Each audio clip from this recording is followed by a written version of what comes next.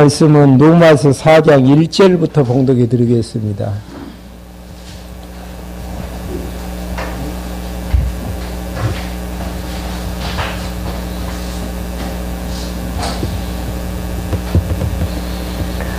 로마서 4장 1절부터입니다. 그러는 우리가 육신으로 우리 조상된 아브라함이 무엇을 얻었다고 말할 수 있겠느냐? 만일 아브라함이 행위로서 의롭다 하심을 얻었으면 자랑할 것이 있겠으나 하나님 앞에서는 없다. 성경이 무엇이라고 말하느냐? 아브라함이 하나님을 믿으니 이것이 그에게 의로 여겼다라고 하였다. 일하는 자에게는 그 품삯이 은혜로 여기지지 아니하고 보수로 여겨지지만 경건치 못한 자를 의롭다 하시는 분을 믿는 자에게는 비록 행위가 없어도 그의 믿음이 의로 여겨진다.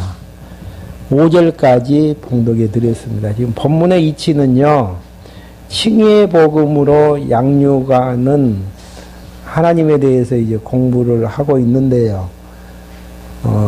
지난번까지 내용에서는 타락한 인간이 얼마나 불의했는가에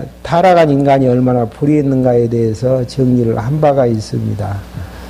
의인은 없나니 하나도 없고 모두 죄 가운데 있는데 그것이 죄인가를 이제 깨닫지 못하는 백성들을 향해서 하나님께서 율법을 주셔서 율법 아래 모두가 죄인인 것을 하나님께서 이제 선언해 버리시는, 그래서 이제 지난 시간에 3장 20절에 보시면은 그러므로 율법의 행위로는 그 앞에서 의롭다 하심을 얻을 육체가 없으니 율법으로는 죄를 깨달을 뿐이니라. 그러니까 죄를 지으면서도 도둑질하지 말라라는 계명이 없는 데에서 도둑질하면서도 죄인이 아닌 것처럼 생활하는 언약 백성들을 향해서 하나님께서 율법을 주심으로 행하는 모든 것들이 다 죄 아래에 있음을 이제 선언해 버리시는, 그 이유는 결국 율법의 행위로는 구원을 받을 만한 사람이, 의롭게 될 사람이 아무도 없다라는 것을 확인해 주시는 대목이고요. 그럼 어떻게 이제 의롭다고 칭함을 받는가? 3장 20절에서 3장 21절에 그러나 이제는 율법과 상관이 없이 하나님의 의가 나타났으니 이것은 율법과 선지자들에게 증언을 받는 것이다. 하나님의 의는 예수 그리스도를 믿는 믿음으로 인하여 모든 믿는 자에게 주어지는 것이니 거기에는 차별이 없다. 그러니까 율법의 의가 아닌 하나님의 의를 하나님께서 나타내 주셨는데 그 의는 무엇인가? 예수 그리스도를 믿는 믿음으로 인해서 믿는 자에게 의롭다고 칭함을 받게 해주시는, 그러니까 유대인들 입장에서는 충격적인 이야기잖아요. 믿어서 구원을 얻는 것은 행위하고는 관계없는 그런 이제 은데, 지금까지는 율법을 지킴으로 이제 의인 되어졌었고, 의인 되려고 했었고, 율법을 지키지 않는 자들을 정죄했던 이제 그들에게는 충격적인 이야기가 되어져서 하나님께서는 4장 1절 내용에서 아브라함을 예로 들게 되어집니다. 아브라함을 예로 들게 되어지는 것은 가장 유대인들이 믿을 만한 자로, 선조로 누굴 일컫느냐 하면은 아브라함을 자기들의 조상으로 이제 조상이라고 이제 생각을 했기 때문에 지금 4장 내용에서 이제 정리하려고 하는 부분은 아브라함이 의롭다고 하나님 앞에 칭함을 받았잖아요. 칭함을 받았는데 율법을 지켜서 의롭다고 칭함을 받았느냐, 아니면은 하나님을 믿어서 의롭다고 칭함을 받았느냐, 이 판별이라는 게 너무너무 중요하잖아요.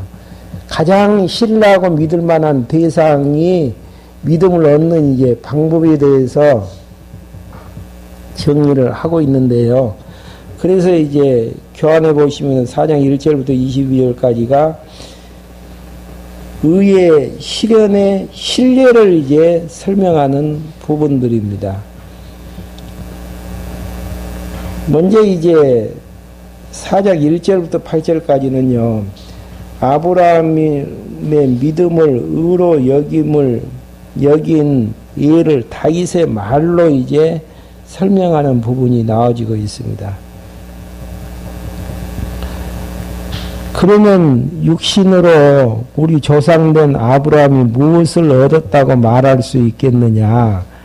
만일 아브라함이 행위로서 의롭다움을 얻었으면 자랑할 것이 있겠으나 하나님 앞에서는 없다. 예. 율법을 지켜가지고 구원을 얻는 믿음, 의롭다고 칭함을 받는 것이었다면은 그 행위 때문에 받는 의롭다고 칭함을 받는 거기 때문에 자랑할 것이 있겠지만 하나님께로는 없다. 그 이유에 대해서는 성경이 무엇이라고 말하였느냐. 아브라함이 하나님을 믿었으니 이것이 그에게 의로 여겨졌다라고 하였다. 그러니까 이제 하나님이 믿음으로 이제 의롭다고 칭하는 이런 부분에서 하나님을 믿으니 그것이 그에게 의로 여겨졌다라고 하였다. 일하는 자에게는 그 품삯이 은혜로 여겨지지 않고 보수로 여겨지지만은 열심히 일했는데 받는 품삯은 은혜보다는 대가지불이죠. 그러지만은 거기에 상관없이 6절에서 하나님의 의로 여기심을 받는 자들의 복에 대하여 다윗도 말하기를 불법을 용서받고 죄에 가리운 자는 복이 있다. 개역성경에서는 사람의 행복이라고 번역을 했더라고요. 도대체 행복한 사람이란 누구인가? 바른 성경에서는 복이란 무엇인가에 대한 부분에서 어떤 사람이 복 있는 자인가? 불법을 용서받고 죄에 가리운 자는 죄가 가리운 자는 복이 있다. 주께서 그 죄를 인정치 않으실 사람은 복이 있다라고 하였다는 게, 다윗도 어떤 사람, 진짜 복 있는 사람은 누구인가? 행복한 사람은 누구인가? 죄인인데도 그 죄를 정죄받지 아니하고 가리우심을 받아서 죄인이 아니다라고 인정을 받는 사람은 복이 있다라고 설명하게 되어지는, 바로 다윗도 인정을 했다라는 이야기죠. 그러면 이 복이 할례자에게만 내리는 것이냐, 아니면 무할례자에게도 내리는 것이냐? 할례자는 유대인들이고 무할례자는 이방인들인데요. 그러면 이 불법을 용서받고 죄에 가리우심을 받는 자는 복이 있고, 죄를 인정치 않으실 사람은 이제 복이 있다라고 했는데, 이 복이 할례자에게냐 무할례자에게냐? 우리가 말하기를 아브라함에게서는 그 믿음이 의로 여겼다라고 하였다. 그러니까 8절까지는 믿음으로 의로 여길 예를 다윗의 말로 설명하는 부분들이고요. 9절부터 12절까지는 아브라함이 할례 받기 전에 그 믿음으로 의를 여김을 받게 되어지는, 할례 받기 전에 의롭다고 칭함을 받았느냐, 할례 받은 결과로 의롭다고 칭함을 받았느냐, 한번 성경 확인 한번 하고 넘어가죠. 할례를 받았을 때가 언제죠? 창세기 17장 10절 한번 누가 찾아가지고 읽어주시렵니까? 할례 받기 전인가 후인가 한번 확인 한번 해보시죠.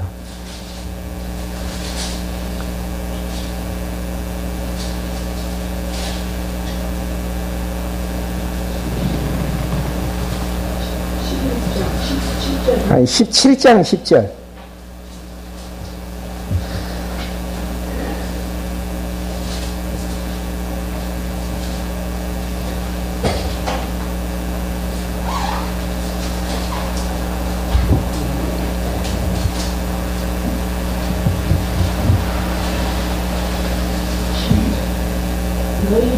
남자는 다 할례를 받아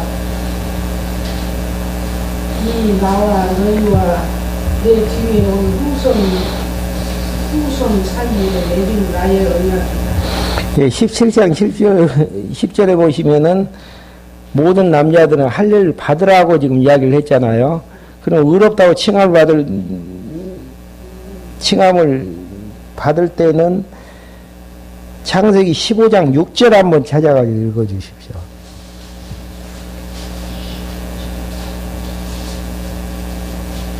아브라함이 여호와를 믿으니 여호와께서 이것은 그의 의로 여겨졌다.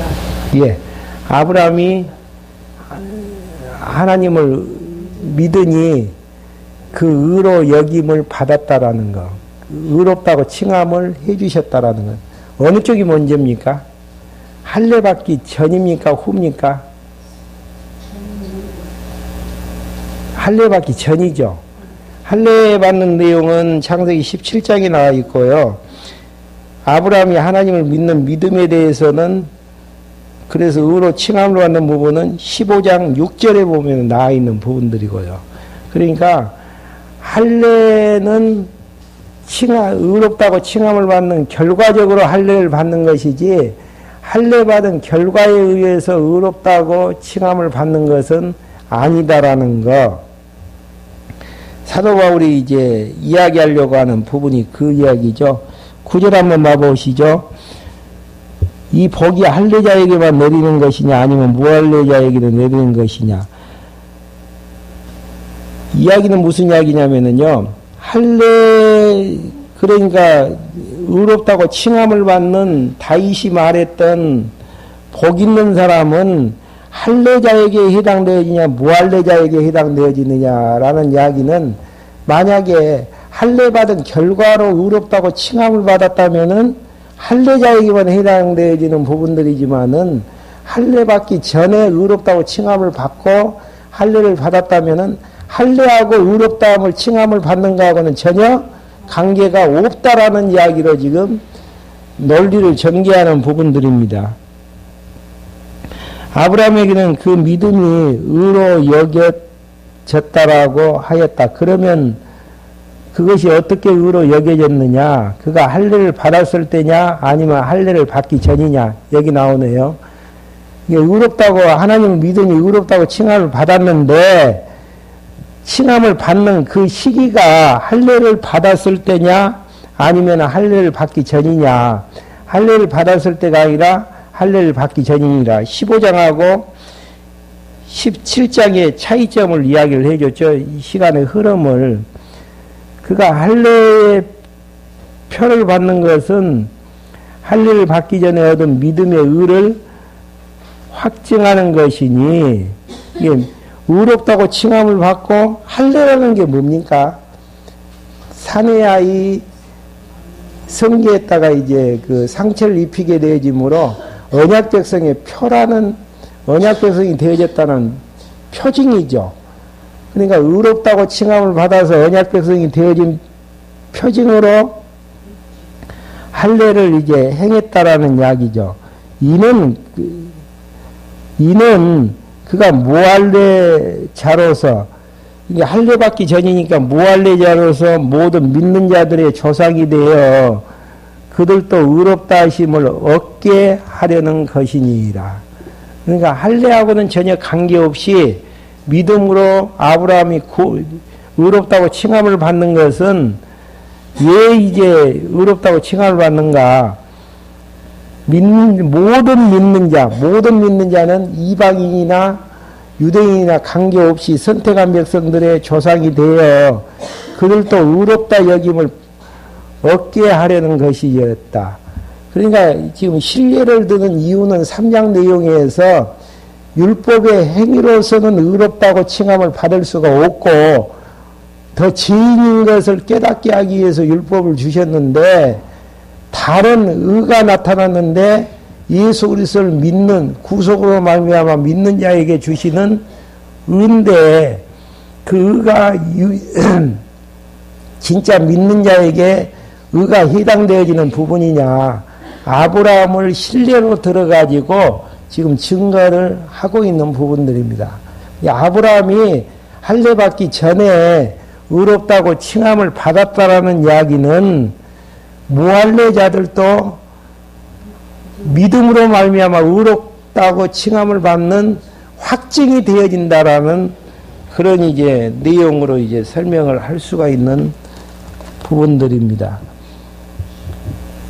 그러면서 12절 그가 또한 할례자의 조상이 되었으니 곧 할례를 받는 자들뿐 아니라 우리 조상 아브라함이 할례를 받기 전에 가졌던 믿음의 발자취를 따르는 사람들의 조상이 되었다. 의롭다고 칭함을 받는 것은 믿음으로 되어질 내용이지 율법을 지키는 행위로 되어질 부분은 아니다라는 부분으로 이제 실리를 들어서 이제 정리하는 부분들입니다. 그러면서 이제 13절부터 17절까지는요, 율법이 아닌 믿음의 의로 세상의 후사가 된다라고 언약하는 내용이 이제 나아지고 있습니다. 아브라함이나 그의 후손에게 세상의 상속자가 되리라고 하신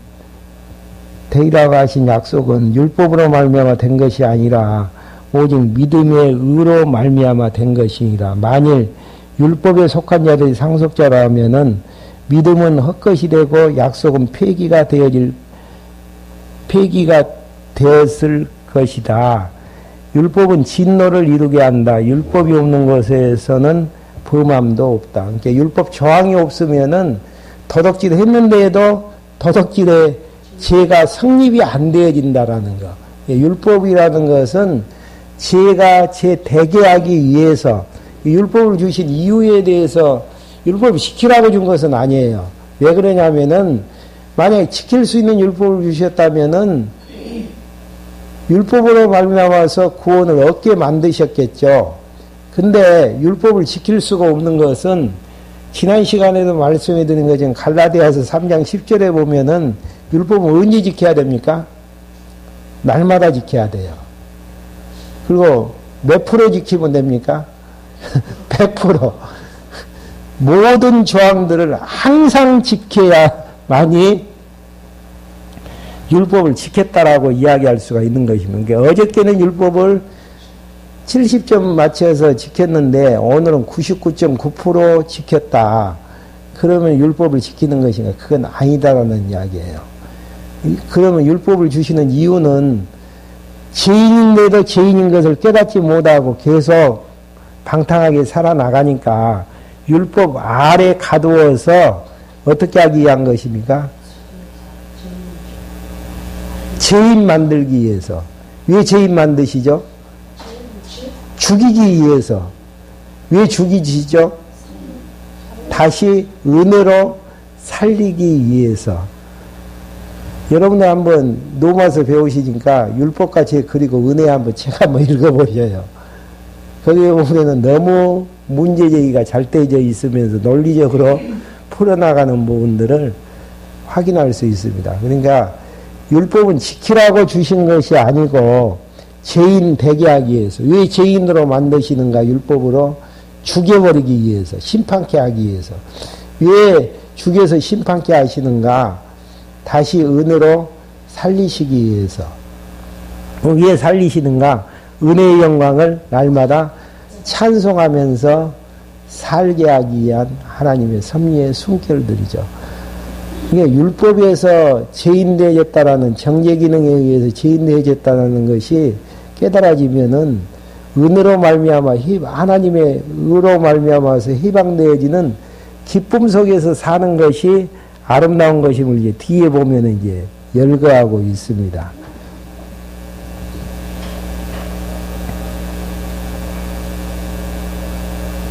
그러면서 이제 18절부터 22절까지 바랄 수 없는 중에 언약을 바라고 믿은 것을 의로 여기게 되어지는, 바랄 수 없었어요. 왜 그러냐면은 그 15장에 보면은 하나님께서 이제 그 많은 백성들을 주시겠다라고 약속을 하셨을 때에 창세기에 보면은 그것을 이제 믿었거든요. 내 자손을 통해서 이제 많은 백성들을 이제 하늘의 별처럼 주시겠다고 했을 때에 아브라함이 믿었는데, 아브라함이 믿었을 때의 상황 자체가 사라가 여자로서의 아기를 낳을 수 없는 경수가 끊어질 때였다는 이야기예요. 그런 가운데에서도 하나님은 능력자이시기 때문에 가능했다. 그걸 이제 바랄 수 없는 중에 믿었다라는 이야기를 18절부터 이제 설명을 해주고 있습니다. 한번 봐보시죠. 아브라함이 바랄 수 없는 가운데 바라고 믿었으니 이는 내 후손이 이와 같을 것이다라고 말씀하신 말씀대로 많은 민족의 조상이 되게 하려는 것이었다. 그러니까 여기에서는 이제 개혁성경에서는 창세기에 보면은 12개 조상이라고 나와 있는데요. 많은 백성들의 이제 조상이 되게 하려는 것이었다. 그가 백선하되어 이미 자기 몸에 죽은 것 같고 사라의 태 또한 죽은 것 같음을 알고도 믿음이 약해지지 않았고, 무엇을 믿었다는 이야기죠? 자기 몸이나 사라의 몸을 믿는 것이 아니고, 생물학적인 잉태를 믿는 것이 아니고 하나님의 능력을 믿었다라는 이야기입니다. 믿음이 없어 하나님의 약속을 의심치 않고 오직 오히려 믿음에 견고해져서 하나님께 영광을 돌렸으며 약속하신 그것을 또한 능히 이루실 것을 확신하였다. 중요한 부분은 하나님께서 능력이 있으시냐 없으냐에 따라서 약속이 이루어지느냐 이루어지지 않느냐인데, 아브라함이 하나님에 대해서 믿어지는 부분들은 하나님 자체의 능력을 이제 믿었다라는 이야기죠.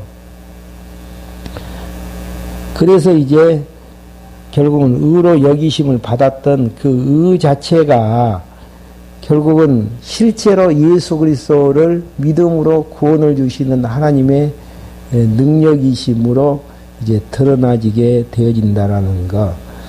그래서 이제 아브라함을 신뢰로 해가지고 핵심 내용은 그것입니다. 지금 아브라함의 신뢰를 드는 이유는 아브라함이 율법으로 의롭다고 칭함을 받았느냐?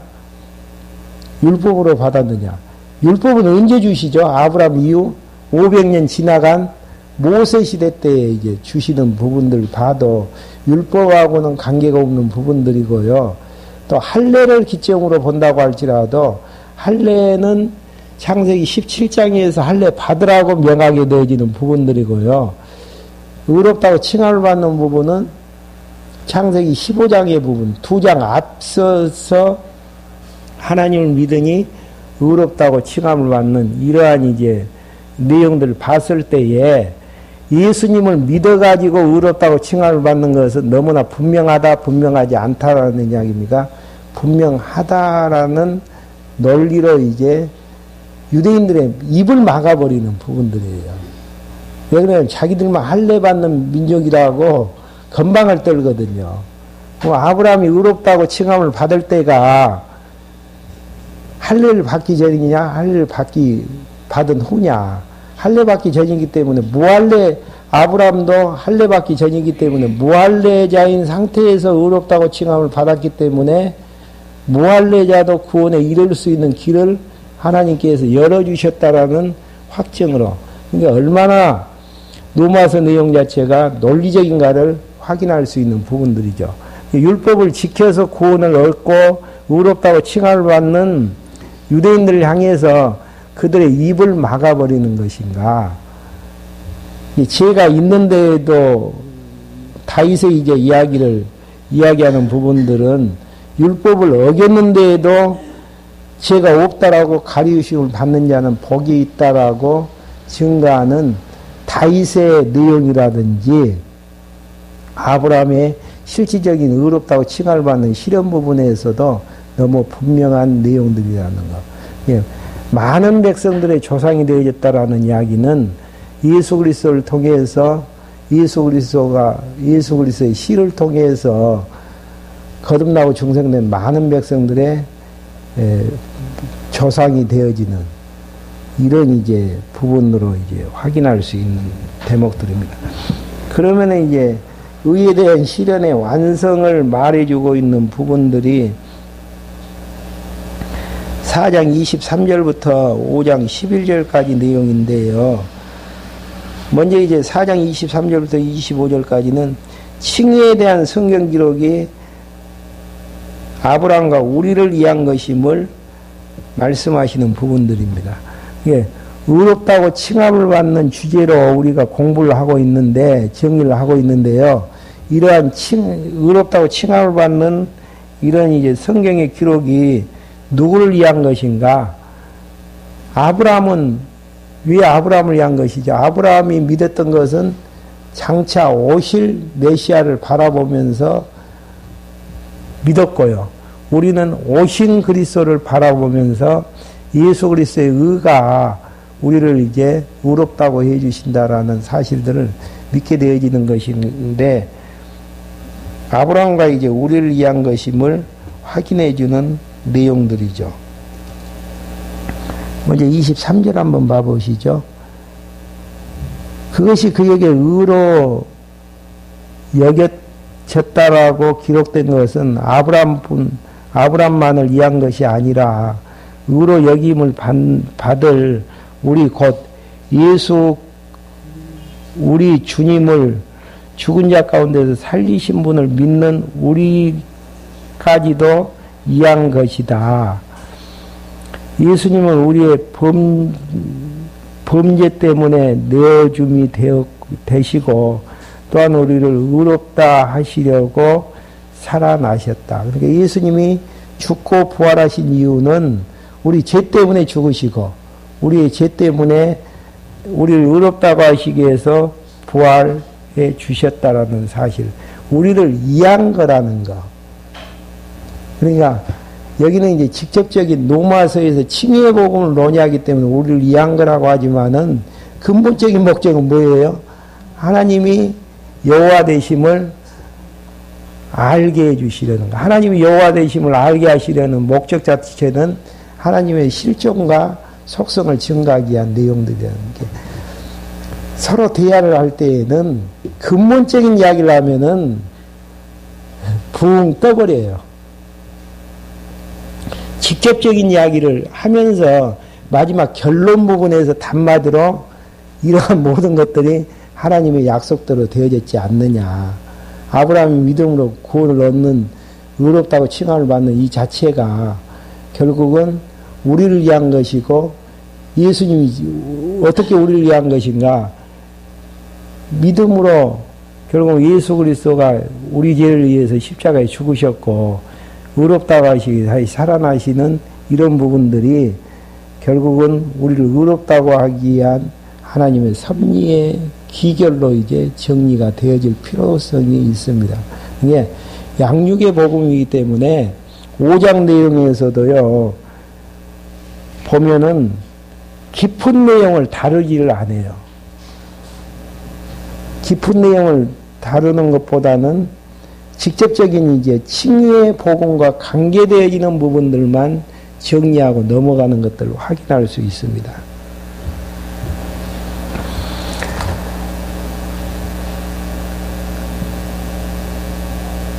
5장 1절부터 8절까지는요, 그리스도의 죽음으로 칭의를 얻게 하여 사랑을 확증했다라고 설명하는 부분들입니다.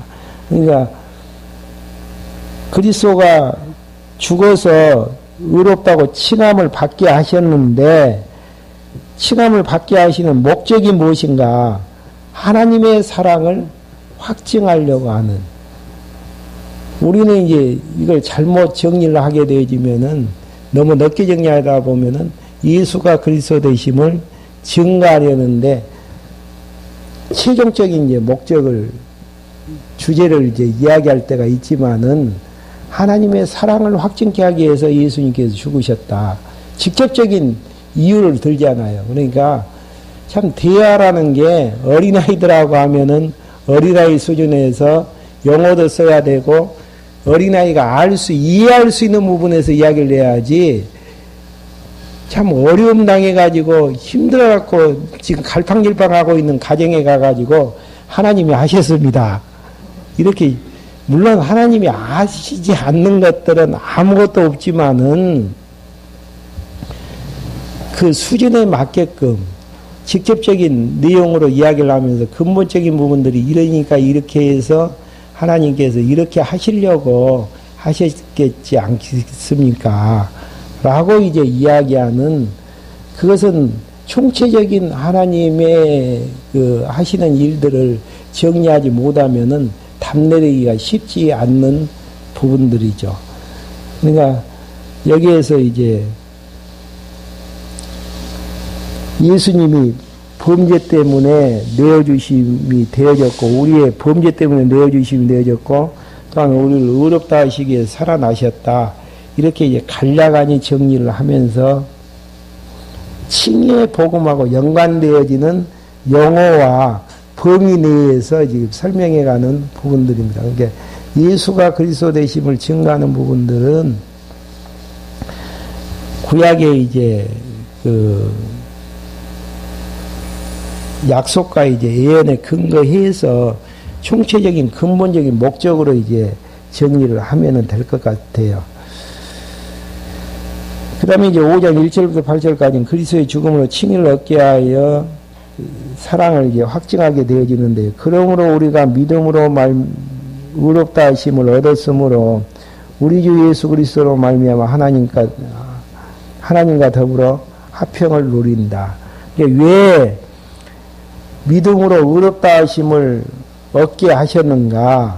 그리스도로 말미암아 하나님과 단절된 온수관계가 되어졌었는데 이제는 화목관계로 성립케 하기 위해서, 또한 그리스도로 말미암아 우리가 서 있는 이 은혜에 믿음으로 들어감을 얻었고 하나님의 영광을 바라고 기뻐한다. 그러니까 의롭다고 칭함을 받았으면은 맺혀지는 열매가 뭡니까? 기쁨이죠. 2절에 나와지는 기쁨의 열매. 율법으로서는 진노의 백성이고 정죄를 당할 수밖에 없었는데 예수 그리스도를 통해서 의롭다고 칭함을 받았는데 행복한 자 됐잖아요. 4장 이제 7절부터 8절에 나와진 것처럼 다윗이 복 있는 자, 행복한 자가 누구인가를 설명했던 것처럼 죄인인데도 죄 없다고 예수님을 통해서 의롭다고 이제 칭함을 받았기 때문에 우리에게 나아지는 부분 뭡니까? 죄에서 해방되어지는 데에서 기쁨 속에서 사라질 수밖에 없는 이런 열매. 그 기쁨이 어떻게 되는가? 이뿐 아니라 우리도 환난 중에서 기뻐하니 이는 환난은 인내를, 인내는 연단을, 연단은 소망을 이루는 줄 알기 때문이다. 그러니까 하나님께서 어떤 환경 속에서 의롭다고 해서 기뻐하면서 살게 하시는가? 환난이라는 기본 바탕. 그래서 광야의 세상이라고 이야기를 많이 하죠. 구약의 언약과 성취를 진행해가는 환경 자체도 환난과 핍박이고요. 신약 성경을 이끌어 나가는 바탕도 환난과 박해 속에서 이제 진행을 해 나가시는데, 거기에서도 이제 기뻐하는데 왜 이제 환난을 기뻐하는가? 인내의 열매를 만들어내요.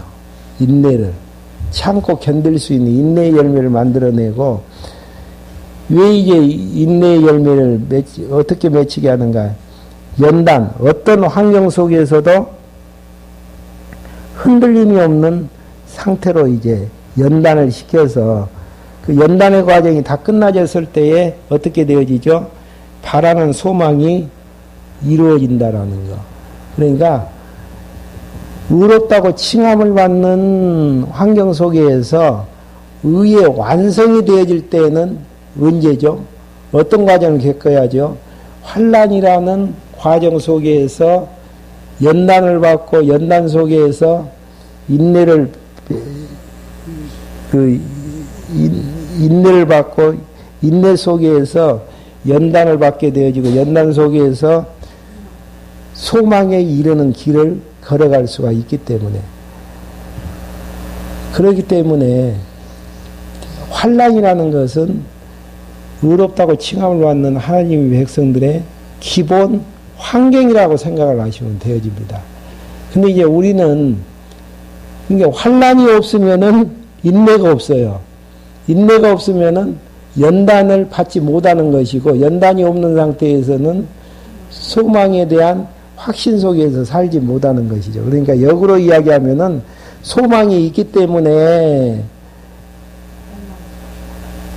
인내와 연단의 과정 속에서 참고 견딜 수 있는 힘이 거기서 솟아나는 부분들이죠. 이 소망은 우리를, 그 소망은 우리를 실망시키지 않으니 이는 우리에게 주시는 성령으로 말미암아 하나님의 사랑이 우리에게 우리 마음의 속에 부어졌기 때문이라. 하나님의 사랑이 안에 있기 때문에 그 소망은 반드시 이루어진다. 우리가 아직 연약할 때 그리스도께서 정한 때가 되어 경건치 않는 자를 위하여 죽으셨다. 의로운 자를 위하여 죽은 자가 많지 않고 선한 자를 위하여 용감히 죽는 자가 간혹 있거니와. 이게 의로운 자를 위하여 죽는 자가 많지 않고 선한 자를 위하여 용감히 죽는 자가 간혹 있기는 하나, 8절 내용에서 우리가 아직 죄인 되었을 때에 그리스도께서 우리를 위하여 죽으심으로 하나님께서 우리를 향한 자신의 사랑을 확증 나타내셨다. 그러니까 예수님 왜 죄인인 우리를 위해서 십자가에 죽으시고, 그러니까 다시 좀 확대를 하게 되어지면은 왜 하나님께서 인간을 창조하셔서 죄악 중에 던지시고 율법으로 죄인 만들어서 죽게 하시고 예수 그리스도를 통해서 은혜로 구원해 주셨는가? 이는 하나님의 사랑을 다시 한번 확인케 하기 위해서. 에베소서 내용에서는 이 사랑을 어떤 사랑으로 표현하죠? 창세 전 그리스도 안에서 무조건적으로 선택했던 하나님의 사랑으로 정리를 하잖아요. 교회론을 정리할 때에는. 근데 여기에서는 간략하니 하나님께서 우리를 위해서 예수 그리스도를 보내셔서 죽게 하셨던 이유는 하나님이 우리를 얼마나 사랑하셨는가를 확인케 하기 위해서 그렇게 하셨다라는 것. 그 과정 속에서 사랑을 확증케 하기 위해서 죄인 되게 하셨던 것, 또 의롭게 하셨던 이러한 모든 과정들을 겪게 하시는 부분들이죠. 지난 시간에도 답변을 해드렸듯이 불의의 가두심은 긍휼을 베풀기 위한 거라는 거.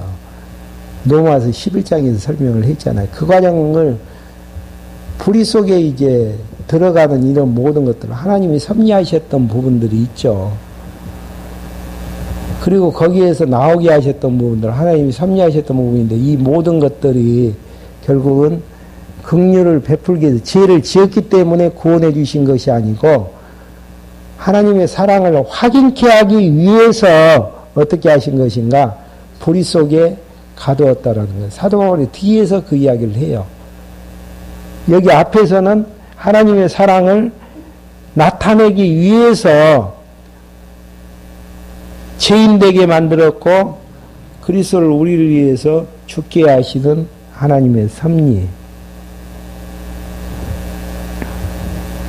9절부터 11절까지는요. 아들의 죽음으로 화목되어지고 부활로 구원을 받아 기뻐하게 한다라는 거. 그러니까 왜 아들을 죽게 하셨는가? 화목케 하기 위해서. 그리고 왜 부활케 하셨는가? 구원받아서 어떻게 하기 위해서요? 기뻐하면서 살게 하기 위한. 칭의의 복음만 내 마음속에 깨달아지면은 기쁨 속에서 살 수 있는 거예요. 아직 불평불만 속에서 좌절과 실망 속에서 사라지는 것, 이유 중에 한 가지는 뭐예요? 의롭다고 칭함을 받는 기쁨이 없는 데에서. 그러니까 노마서 부분이 양육 부분이라 아주 간략하게 정리되어진 것처럼 보여지지만은 기쁨이 없다면은 이것 재복습할 필요가 있습니다. 기쁨이 없다면은. 네. 그래, 기쁨이 생기면은, 그 다음에 이제, 왜 이런 기쁨이 왔나. 하나님께서 주시는 은혜가 이제 깨달아지면서, 하나님 앞에서 인생을 정리할 수 있는 부분들이죠. 기쁨이 없는데, 신앙생활을 논의한다라는 것이 있을 수 없어요. 그러니까, 로마서 내용에서 왜 예수님을 통해서 죄 속에 들어오게 하셔서 죽게 하시고 구원케 하셨나? 기쁨 속에서 살게 하기 위해서. 신앙생활의 가장 기본 바탕이 기쁨입니다. 기쁨이 없다면 아무것도 할 수가 없어요. 근데 욕심 따라 살 수밖에 없는 거예요. 구절 한번 봐보시죠. 그러면 이제 우리가 그분의 피로 의롭다 하심을 얻었으니 더 그분으로 말미암아 진노하심에서 구원을 받을 것이다. 우리가 원수되었을 때 그분의 아들 죽이심으로 말미암아 하나님과 화목되었으니 화목게 된 우리는 더욱 그분의 생명으로 말미암아 구원을 받을 것이다. 이뿐 아니라 우리는 이제 우리로 화목을 얻게 하신 우리 주 예수 그리스도로 말미암아 하나님 안에서 기뻐한다. 그러니까 가장 칭의의 복음의 기본 자체가 기뻐하면서 사는 거란 말이에요. 기뻐하면서 사는 이유에 대해서는 지금 지난 시간, 오늘, 지지난 시간 다 설명해 드린 바가 있는 내용들이죠. 예. 그럼 기쁨을 얻게 하는 방법이 무엇인가? 내가 죄인인 것을 하나님 앞에서 자각을 하면서 행위가 아닌 예수 그리스도의 보내주신 은혜로 말미암아서 구원을 얻게 해주셨다라는 하나님의 사랑을 깨달으면서 살아나가는 작업들. 예. 환경을 논하지 마시고요. 가장 기본은 하나님하고 나하고 관계에서 하나님이 어떻게 우리를 사랑해 주셨는가.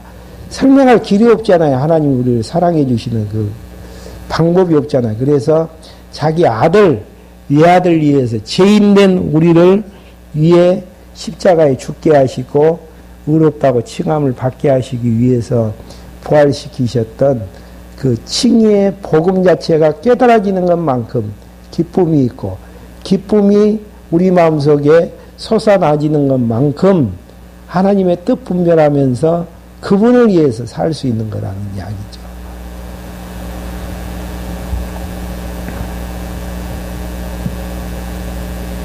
단락이 바꿔지네요.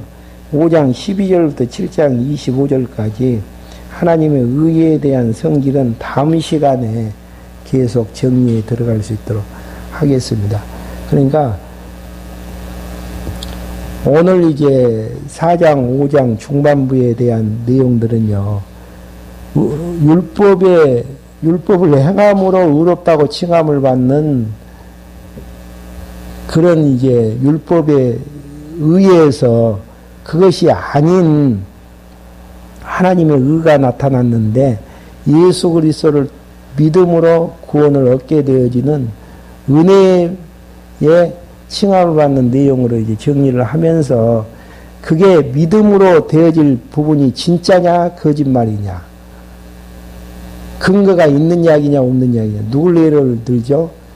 아브라함을 실례로 들면서 다윗이 복에 대한 부분들을 어떻게 이야기했는가를 설명을 하면서 하나님이 왜 그러면은 예수 그리스도를 통해서 의롭다고 칭함을 받게 하셨는가?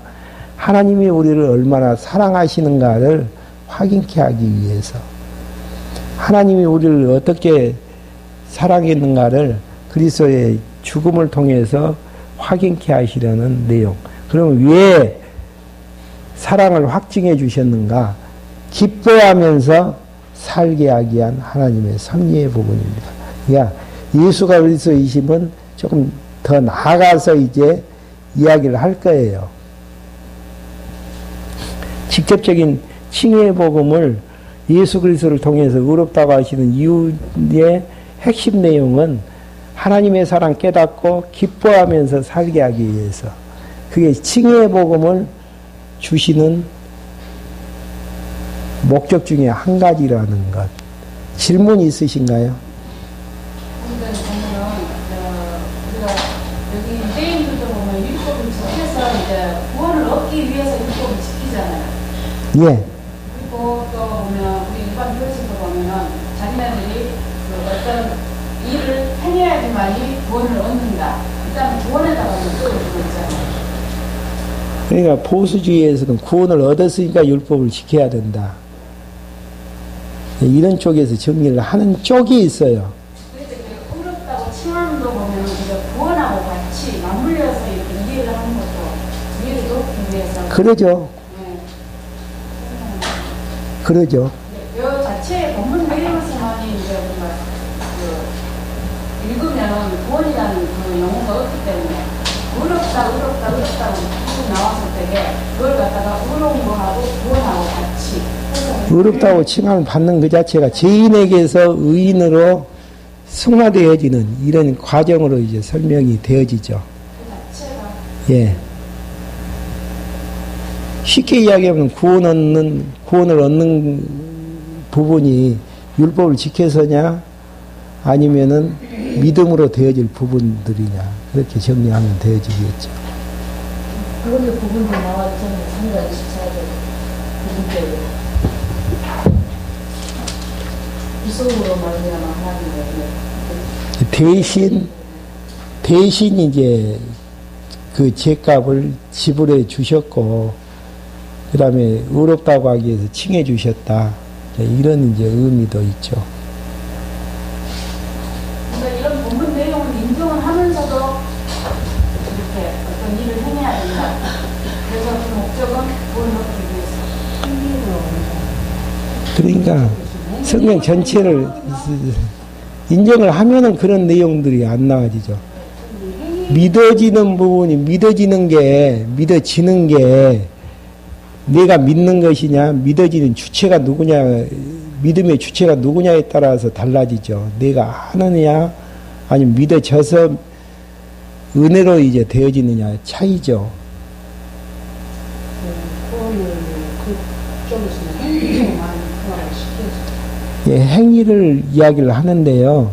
내가 믿어야 된다라는 이야기죠. 내가 믿어야 된다.